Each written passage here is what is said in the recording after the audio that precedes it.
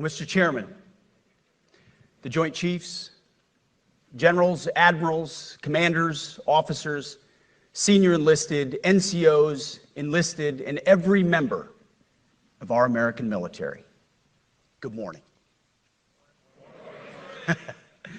Good morning and welcome to the War Department, because the era of the Department of Defense is over.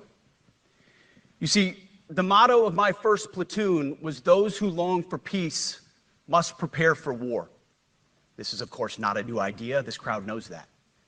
The origin dates to the 4th century Rome and has been repeated ever since, including by our first commander-in-chief, George Washington, the first leader of the War Department. It captures a simple yet profound truth. To ensure peace, we must prepare for war. From this moment forward, the only mission of the newly restored Department of War is this: warfighting, preparing for war and preparing to win, unrelenting and uncompromising in that pursuit. Not because we want war, no one here wants war, but it's because we love peace. We love peace for our fellow citizens. They deserve peace, and they rightfully expect us to deliver it.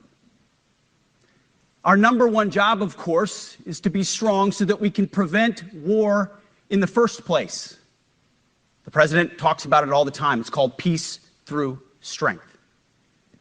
And as history teaches us, the only people who actually deserve peace are those who are willing to wage war to defend it. That's why pacifism is so naive and dangerous. It ignores human nature and it ignores human history. Either you protect your people and your sovereignty, or you will be subservient to something or someone. It's a truth as old as time. And since waging war is so costly in blood and treasure, we owe our republic a military that will win any war we choose, or any war that is thrust upon us. Should our enemies choose foolishly to challenge us, they will be crushed by the violence, precision, and ferocity of the War Department. In other words, to our enemies, F-A-F-O. If necessary, our troops can translate that for you. Another way to put it is peace through strength, brought to you by the warrior ethos. And we are restoring both. As President Trump has said, and he's right, we have the strongest, most powerful, most lethal, and most prepared military on the planet. That is true, full stop. Nobody can touch us. It's not even close. This is true largely because of the historic investments that he made in his first term, and we will continue in this term. But it's also true because of the leaders in this room and the incredible troops that you all lead.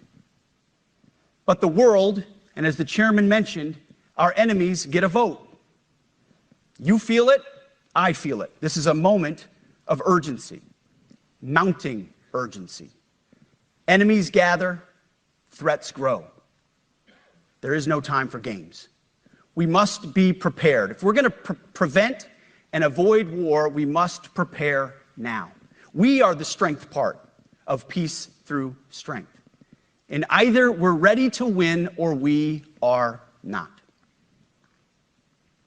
You see, this urgent moment, of course, requires more troops, more munitions, more drones, more Patriots, more submarines, more B-21 bombers. It requires more innovation, more AI in everything and ahead of the curve. More cyber effects, more counter-UAS, more space, more speed. America is the strongest, but we need to get stronger and quickly. The time is now, and the cause is urgent. The moment requires restoring and refocusing our defense industrial base, our shipbuilding industry, and onshoring all critical components. It requires, as President Trump has done, getting our allies and partners to step up and share the burden. America cannot do everything. The free world requires allies with real hard power, real military leadership, and real military capabilities. The War Department is tackling and prioritizing all of these things. And I'll be giving a speech next month that'll showcase the speed, innovation, and generational acquisition reforms we are undertaking urgently. Likewise, the nature of the threats we face in our hemisphere and in deterring China is another speech for another day, coming soon. This speech today, as I drink my coffee, this speech today is about people, and it's about culture. The topic today is about the nature of ourselves. Because no plan, no program, no reform, no formation will ultimately succeed unless we have the right people and the right culture at the War Department. If I've learned one core lesson in my 8 months in this job, it's that personnel is policy. Personnel is policy. The best way to take care of troops is to give them good leaders committed to the warfighting culture of the department. Not perfect leaders, good leaders. Competent, qualified, professional, agile, aggressive, innovative, risk-taking, apolitical, faithful to their oath and to the Constitution.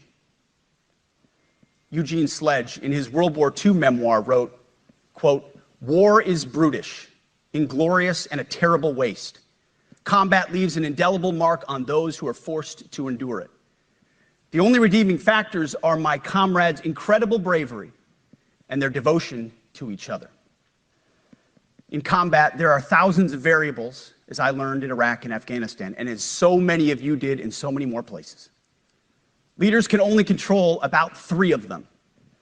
You control how well you're trained, mostly how well you're equipped, and the last variable is how well you lead. After that, you're on your own. Our warfighters are entitled to be led by the best and most capable leaders.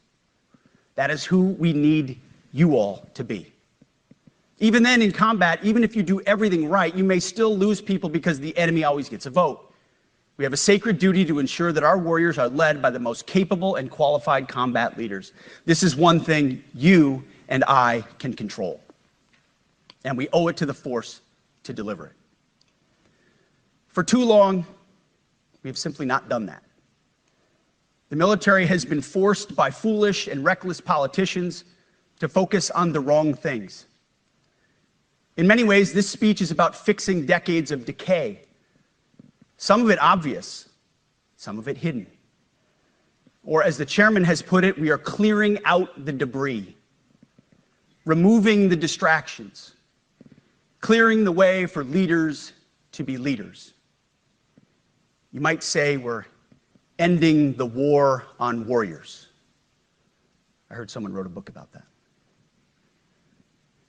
For too long, we've promoted too many uniformed leaders for the wrong reasons, based on their race, based on gender quotas, based on historic so-called firsts. We've pretended that combat arms and non-combat arms are the same thing. We've weeded out so-called toxic leaders under the guise of double-blind psychology assessments, promoting risk-averse, go-along-to-get-along conformists instead. You name it, the department did it. Foolish and reckless political leaders set the wrong compass heading, and we lost our way. We became the woke department, but not anymore.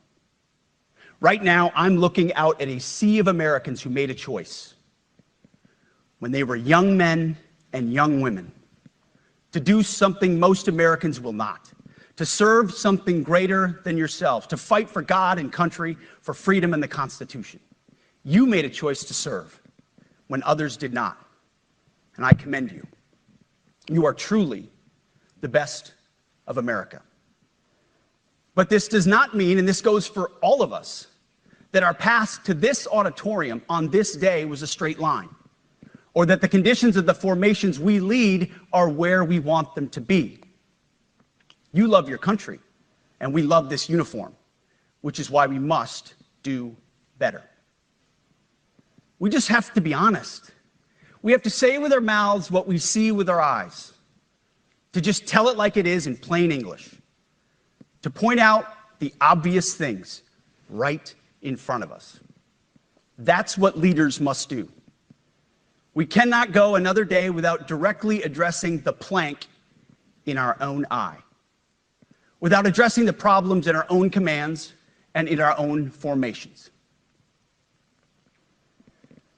This administration has done a great deal from day one to remove the social justice, politically correct, and toxic ideological garbage that had infected our department, to rip out the politics.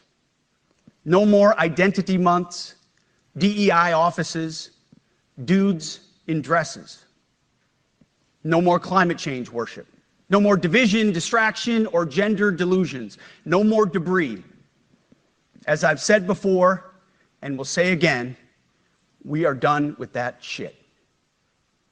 I've made it my mission to uproot the obvious distractions that made us less capable and less lethal. That said, the War Department requires the next step. Underneath the woke garbage is a deeper problem, and a more important problem that we are fixing and fixing fast. Common sense is back at the White House, so making the necessary changes is actually pretty straightforward. President Trump expects it. And the litmus test for these changes, it's pretty simple. Would I want my eldest son, who is 15 years old, eventually joining the types of formations that we are currently wielding? If in any way the answer to that is no, or even yes, but, then we're doing something wrong. Because my son is no more important than any other American citizen who dons the cloth of our nation. He is no more important than your son. All precious souls made in the image and likeness of God. Every parent deserves to know that their son or their daughter that joins our ranks is entering exactly the kind of unit that the Secretary of War would want his son to join. Think of it as the golden rule test. Jesus said, "Do unto others that which you would have done unto yourself." It's the ultimate simplifying test of truth.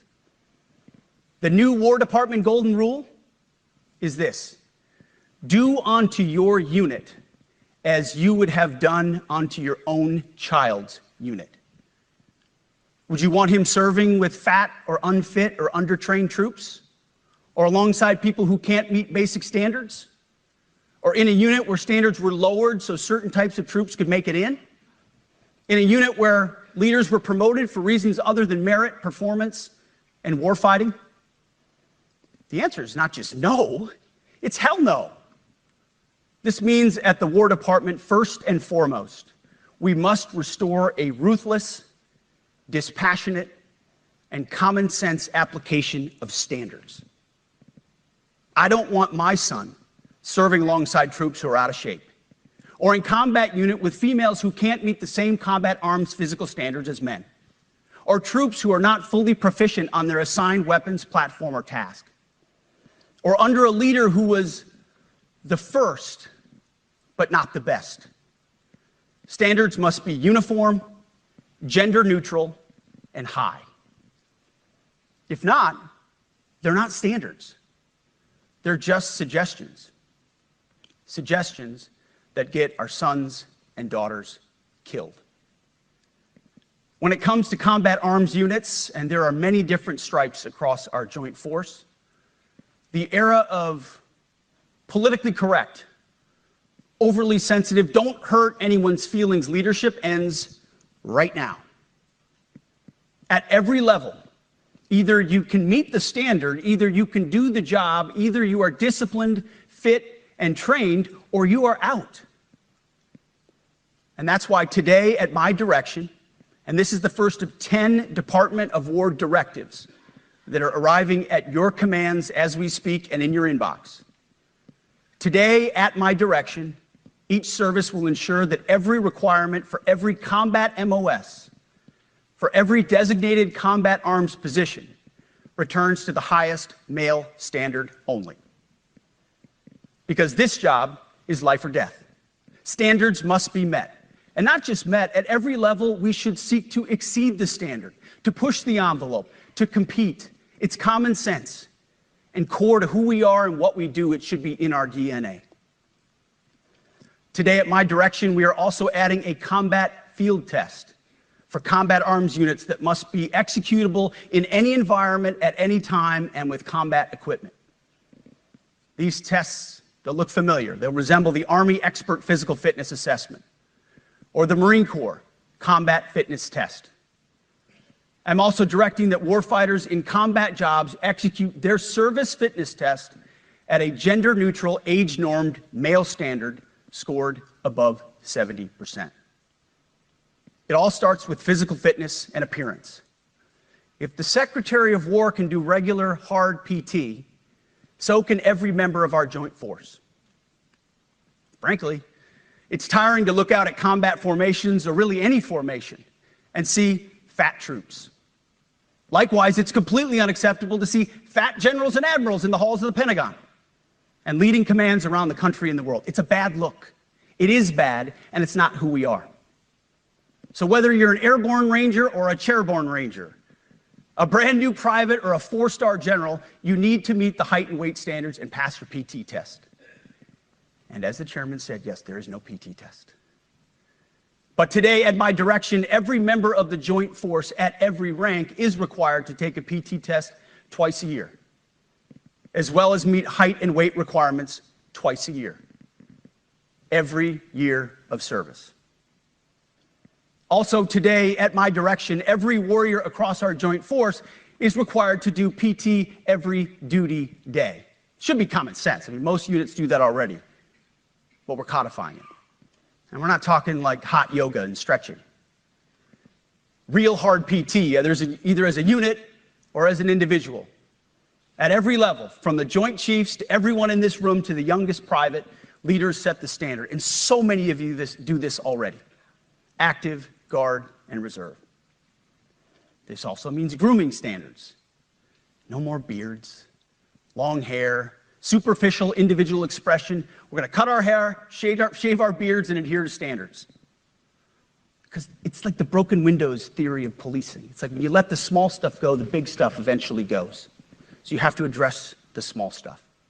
This is on duty, in the field, and in the rear. If you want a beard, you can join Special Forces. If not, then shave. We don't have a military full of Nordic pagans, but unfortunately we have had leaders who either refuse to call BS and enforce standards, or leaders who felt like they were not allowed to enforce standards. Both are unacceptable. And that's why today, at my direction, the era of unprofessional appearance is over. No more beardos. The era of rampant and ridiculous shaving profiles is done. Simply put, if you do not meet the male-level physical standards for combat positions, cannot pass a PT test, or don't want to shave and look professional, it's time for a new position or a new profession. I sincerely appreciate the proactive efforts the secretaries have already taken in some of those areas, service secretaries. And these directives are intended to simply accelerate those efforts. On the topic of standards, allow me a few words to talk about toxic leaders. Upholding and demanding high standards is not toxic. Enforcing high standards, not toxic leadership. Leading warfighters toward the goals of high, gender-neutral, and uncompromising standards in order to forge a cohesive, formidable, and lethal Department of War is not toxic. It is our duty, consistent with our constitutional oath. Real toxic leadership is endangering subordinates with low standards. Real toxic leadership is promoting people based on immutable characteristics or quotas, instead of based on merit. Real toxic leadership is promoting destructive ideologies that are an anathema to the Constitution and the laws of nature and nature's God, as Thomas Jefferson wrote in the Declaration of Independence. The definition of toxic has been turned upside down, and we're correcting that. That's why today, at my direction, we're undertaking a full review of the department's definitions of so-called toxic leadership, bullying, and hazing, to empower leaders to enforce standards without fear of retribution or second guessing. Of course, you can't do like nasty bullying and hazing. We're talking about words like bullying and hazing and toxic. They've been weaponized and bastardized inside our formations, undercutting commanders and NCOs. No more. Setting, achieving, and maintaining high standards is what you all do. And if that makes me toxic, then so be it. Second, today at our direction, we're ensuring that every service, every unit, every schoolhouse, and every form of professional military education conduct an immediate review of their standards. Now, we've done this in many places already, but today it goes across the entire Department of War. Any place where tried and true physical standards were altered, especially since 2015 when combat arms standards were changed to ensure females could qualify, must be returned to their original standard. Other standards have been manipulated to hit racial quotas as well, which is just as unacceptable. This too must end. Merit only. The president talks about it all the time, merit-based. Here are two basic frameworks I urge you to pursue in this process. Standards I call, my staff's heard all about them, the 1990 test and the E6 test. The 1990s test is simple. What were the military standards in 1990? And if they have changed, tell me why. Was it a necessary change based on the evolving landscape of combat? Or was the change due to a softening, weakening, or gender-based pursuit of other priorities? 1990s seems to be as good a place to start as any. And the E6 test. Ask yourself, does what you're doing make the leadership, accountability, and lethality efforts of an E6, or frankly an O3, does it make it easier or more complicated? Does the change empower staff sergeants, petty officers, and tech sergeants to get back to basics? The answer should be a resounding yes. The E6 test, or O3 test, clarifies a lot, and it clarifies quickly. Because war does not care if you're a man or a woman. Neither does the enemy. Nor does the weight of your rucksack, the size of an artillery round, or the body weight of a casualty on the battlefield who must be carried. This, and I want to be very clear about this, this is not about preventing women from serving. We very much value the impact of female troops. Our female officers and NCOs are the absolute best in the world. But when it comes to any job that requires physical power to perform in combat, those physical standards must be high and gender neutral. If women can make it, excellent. If not, it is what it is. If that means no women qualify for some combat jobs, so be it. That is not the intent, but it could be the result, so be it. It will also mean that weak men won't qualify because we're not playing games. This is combat. This is life or death. As we all know, this is you versus an enemy hell-bent on killing you. To be an effective, lethal fighting force, you must trust that the warrior alongside you in battle is capable, truly physically capable of doing what is necessary under fire. You know this is the only standard you would want for your kids and for your grandkids. Apply the War Department Golden Rule, the 1990 test, and the E6 test, and it's really hard to go wrong. Third, we are attacking and ending the walking on eggshells and zero defect command culture. A risk-averse culture means officers execute not to lose instead of to win. A risk-averse culture means NCOs are not empowered to enforce standards. Commanders and NCOs don't take necessary risks or make tough adjustments for fear of rocking the boat or making mistakes. A blemish-free record is what peacetime leaders covet the most, which is the worst of all incentives. We, as senior leaders, need to end the poisonous culture of risk aversion and empower our NCOs at all levels to enforce standards. Truth be told, for the most part, we don't need new standards. We just need to reestablish a culture where enforcing standards is possible. And that's why today at my direction, I'm issuing new policies that will overhaul the IG, EO, and MEO processes. I call it the no more walking on eggshells policy. We are liberating commanders and NCOs. We are liberating you. We are overhauling an inspector general process, the IG, that has been weaponized, putting complainers, ideologues, and poor performers in the driver's seat. We're doing the same with the equal opportunity and military equal opportunity policies, the EO and MEO at our department. No more frivolous complaints, no more anonymous complaints, no more repeat complainants, no more smearing reputations, no more endless waiting, no more legal limbo, no more sidetracking careers, no more walking on eggshells. Of course, being a racist has been illegal in our formation since 1948. The same goes for sexual harassment. Both are wrong and illegal. Those kinds of infractions will be ruthlessly enforced. But telling someone to shave or get a haircut or to get in shape or to fix their uniform or to show up on time or to work hard, that's exactly the kind of discrimination we want. We are not civilians. You are not civilians. You are set apart for a distinct purpose. So we, as a department, need to stop acting and thinking like civilians and get back to basics and put the power back in the hands of commanders and NCOs. Commanders and NCOs who make life and death decisions. Commanders and NCOs who enforce standards and ensure readiness.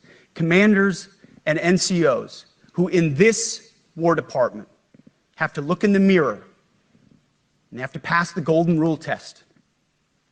My kids, your kids, America's sons and daughters. So I urge you all here today and those watching, take this guidance and run with it. The core of this speech is the 10 directives we're announcing today. They were written for you, for Army leadership, for Navy leadership, for Marine Corps leadership, for Air Force leadership, Space Force leadership. These directives are designed to take the monkey off your back and put you, the leadership, back in the driver's seat. Move out with urgency because we have your back. I have your back. And the Commander-in-Chief has your back. And when we give you this guidance, we know mistakes will be made. It's the nature of leadership. But you should not pay for earnest mistakes for your entire career. And that's why today, at my direction, we're making changes to the retention of adverse information on personnel records that will allow leaders with forgivable, earnest, or minor infractions to not be encumbered by those infractions in perpetuity.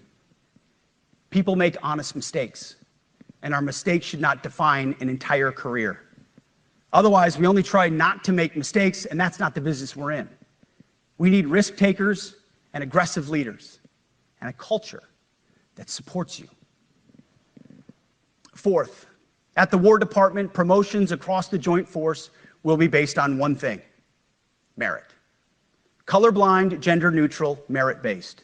The entire promotion process, including evaluations of warfighting capabilities, is being thoroughly re-examined. We've already done a lot in this area, but more changes are coming soon. We'll promote top-performing officers and NCOs faster and get rid of poor performers more quickly. Evaluations, education, and field exercises will become real evaluations, not box checks, for every one of us at every level. These same reforms happened before World War II as well. General George Marshall and Secretary of War Henry Stimson did the same thing. And we won a world war because of it.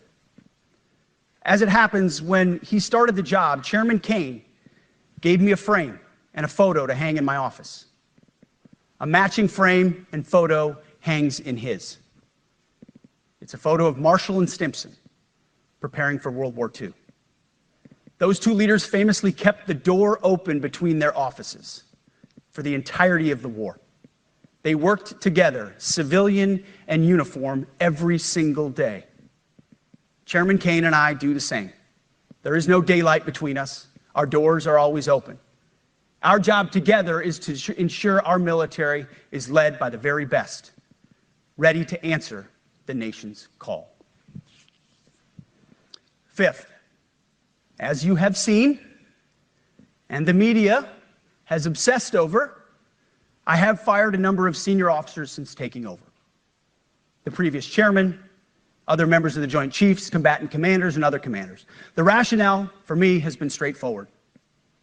It's nearly impossible to change a culture with the same people who helped create or even benefited from that culture, even if that culture was created by a previous president and previous secretary. My approach has been simple. When in doubt, assess the situation, follow your gut, and if it's the best for the military, make a change. We all serve at the pleasure of the president every single day. But in many ways, it's not their fault. It's not your fault. As foolish and reckless as the woke department was, those officers were following elected political leadership. An entire generation of generals and admirals were told that they must parrot the insane fallacy that, quote, our diversity is our strength. Of course, we know our unity is our strength. They had to put out dizzying DEI and LGBTQI+ statements. They were told females and males are the same thing, or that males who think they're females is totally normal. They were told that we need a green fleet and electric tanks. They were told to kick out Americans who refuse an emergency vaccine. They followed civilian policies set by foolish and reckless political leaders. Our job, my job, has been to determine which leaders simply did what they must to answer the prerogatives of civilian leadership, and which leaders are truly invested in the woke department, and therefore incapable of embracing the War Department and executing new lawful orders. That's it.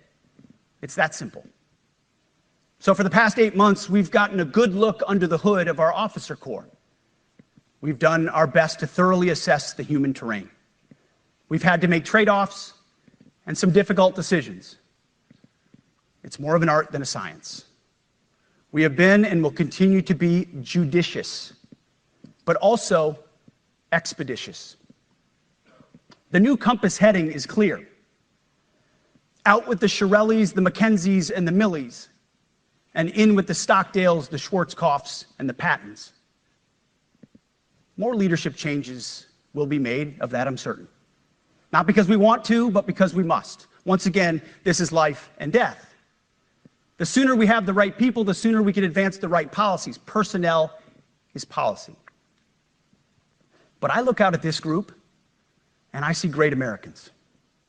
Leaders who have given decades to our great republic, at great sacrifice to yourselves and to your families.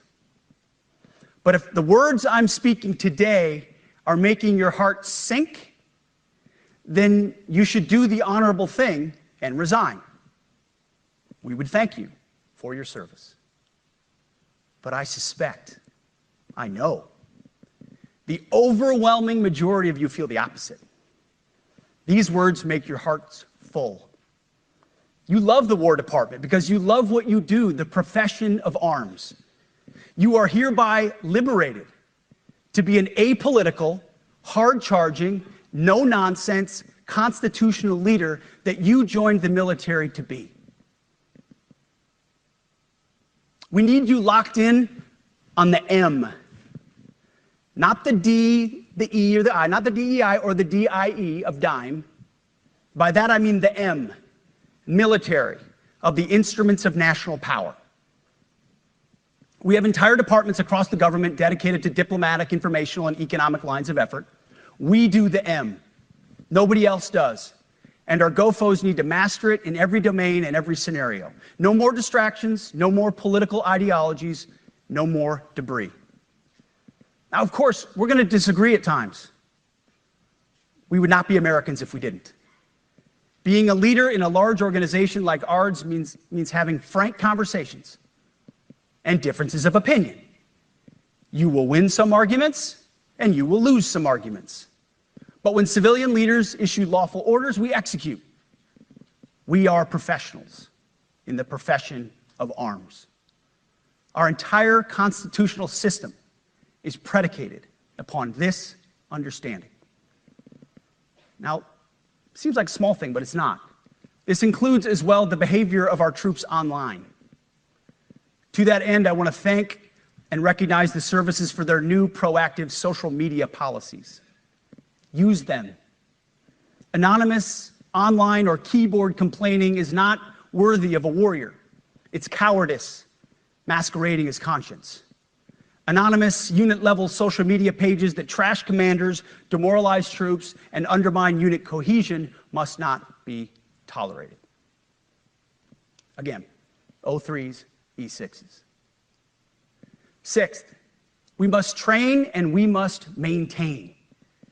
Any moment that we are not training on our mission or maintaining our equipment is a moment we are less prepared for preventing or winning the next war. That is why today, at my direction, we are drastically reducing the ridiculous amount of mandatory training that individuals and units must execute.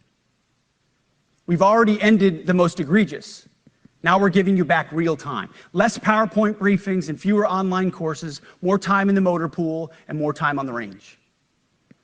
Our job is to make sure you have the money, equipment, weapons, and parts to train and maintain, and then you take it from there. You all know this because it's common sense. The tougher and the higher the standards in our units, the higher the retention rates in those units. Warriors want to be challenged. Troops want to be tested. When you don't train and you don't maintain, you demoralize. And that's when our best people decide to take their talents to the civilian world. The leaders who created the woke department have already driven out too many hard chargers. We reverse that trend right now. There is no world in which high-intensity war exists without pain, agony, and human tragedy. We are in a dangerous line of work. You are in a dangerous line of work. We may lose good people. But let no warrior cry out from the grave, "If only I had been properly trained." We will not lose warfighters because we failed to train or equip them or resource them. Shame on us if we do. Train like your warriors' lives depend on it, because they do. To that point, basic training is being restored to what it should be: scary, tough, and disciplined. We're empowering drill sergeants to instill healthy fear in new recruits, ensuring that future warfighters are forged. Yes, they can shark attack, they can toss bunks, they can swear, and yes, they can put their hands on recruits. This does not mean they can be reckless or violate the law, but they can use tried and true methods to motivate new recruits, to make them the warriors they need to be. Back to basics at basic as well. Of course, and you know this, basic training is not where mission readiness should end. The nature of the evolving threat environment demands that everyone, in every job, must be ready to join the fight if needed. A core credo of the Marine Corps is every Marine a rifleman. It means that everyone, regardless of MOS, is proficient enough to engage an enemy threat at sea, in the air, or in a so-called rear area. We need to ensure that every member of our uniformed military maintains baseline proficiency in basic combat skills, especially because the next war, like the last, will likely not have a rear area. Finally, as President Trump rightly pointed out when he changed the department name, the United States has not won a major theater war since the name was changed to the Department of Defense in 1947. One conflict stands out in stark contrast: the Gulf War. Why? Well, there's a number of reasons, but it was a limited mission with overwhelming force and a clear end state. But why did we execute and win the Gulf War the way we did in 1991? There's two overwhelming reasons. One was President Ronald Reagan's military buildup gave an overwhelming advantage. And two, military and Pentagon leadership had previous formative battlefield experiences. The men who led this department during the Gulf War were mostly combat veterans of the Vietnam War. They said never again to mission creep or nebulous end states. The same holds true today. Our civilian and military leadership is chock full of veterans from Iraq and Afghanistan who say never again to nation building and nebulous end states. This clear-eyed view, all the way in the White House, combined with President Trump's military buildup, postures us for future victories if, and we will, and when we embrace the War Department. And we must. We are preparing every day. We have to be prepared for war, not for defense. We're training warriors, not defenders. We fight wars to win, not to defend. Defense is something you do all the time. It's inherently reactionary and can lead to overuse, overreach, and mission creep. War is something you do sparingly, on our own terms, and with clear aims. We fight to win. We unleash overwhelming and punishing violence on the enemy. We also don't fight with stupid rules of engagement. We untie the hands of our warfighters to intimidate, demoralize, hunt, and kill the enemies of our country. No more politically correct and overbearing rules of engagement. Just common sense, maximum lethality, and authority for warfighters. That's all I ever wanted as a platoon leader. And it's all my E6 squad leaders ever wanted, back to that E6 rule. We let our leaders fight their formations, and then we have their back. It's very simple, yet incredibly powerful. A few months ago, I was at the White House when President Trump announced his Liberation Day for America's trade policy. It was a landmark day. Well, today is another Liberation Day. The liberation of America's warriors, in name, in deed, and in authorities. You kill people and break things for a living. You are not politically correct and don't necessarily belong always in polite society. We are not an army of one. We are a joint force of millions of selfless Americans. We are warriors. We are purpose-built, not for fair weather, blue skies, or calm seas. We were built to load up in the back of helicopters, 5 tons, or Zodiacs, in the dead of night, in fair weather or foul, to go to dangerous places, to find those who would do our nation harm, and deliver justice on behalf of the American people in close and brutal combat, if necessary. You are different. We fight not because we hate what's in front of us. We fight because we love what's behind us. You see, the Ivy League faculty lounges will never understand us, and that's okay, because they could never do what you do. The media will mischaracterize us, and that's okay, because deep down they know the reason they can do what they do is you. In this profession, you feel comfortable inside the violence so that our citizens can live peacefully. Lethality is our calling card, and victory our only acceptable end state. In closing, a few weeks ago, at our monthly Pentagon Christian prayer service, I recited a commander's prayer. It's a simple yet meaningful prayer for wisdom for commanders and leaders. I encourage you to look it up if you've never seen it. But the prayer, it ends like this. And most of all, Lord, please keep my soldiers safe. Lead them, guide them, protect them, watch over them. And as you gave all of yourself for me, help me give all of myself for them. And amen. I have prayed this prayer many times since I've had the privilege of being your secretary. And I will continue to pray this prayer for each of you as you command and lead our nation's finest. Go forth and do good things, hard things. President Trump has your back, and so do I. And you'll hear from him shortly. Move out and draw fire, because we are the War Department. Godspeed. Room, attention.